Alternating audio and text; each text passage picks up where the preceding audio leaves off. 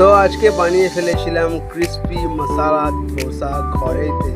তো আমি সুব্রত তোমাদের কাছে চলে আসলাম নতুন একটা ভিডিও নিয়ে। তো দেখো আমি ধোসাগুলো ঘরেতে কিভাবে বানাই। তো এই চাল ডাল একসাথে আমি পিষে রেখে দিয়েছিলাম, মানে সোক করে, তারপরে পিষে নিয়েছিলাম মিক্সারে পেস্ট করে। তারপরে দেখো এখন বানাচ্ছি ধোসা। তো ধোসা মশলা, সাম্বার আর চাটনি আমি আলাদাভাবে বানিয়ে নিয়েছি। এখন বানাচ্ছি গরম গরম ধোসা। তো সাম্বার আর চাটনি দিয়ে টেস্ট করবো। তো তোমাকে দেখাই ধোসাটা আমি কীভাবে বানিয়েছিলাম। তো দেখো কত সুন্দরভাবে ধোসাগুলো হচ্ছিল।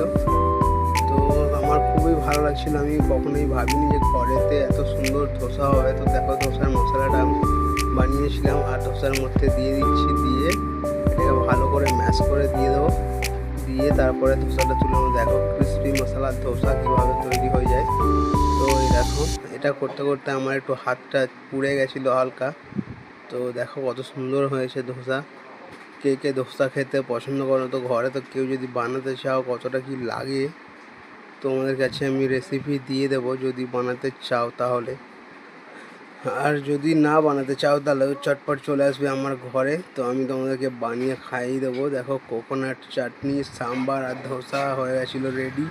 আমি 10-12টা ধোসা বানিয়েছিলাম, তো অনেকেই খেয়ে খুব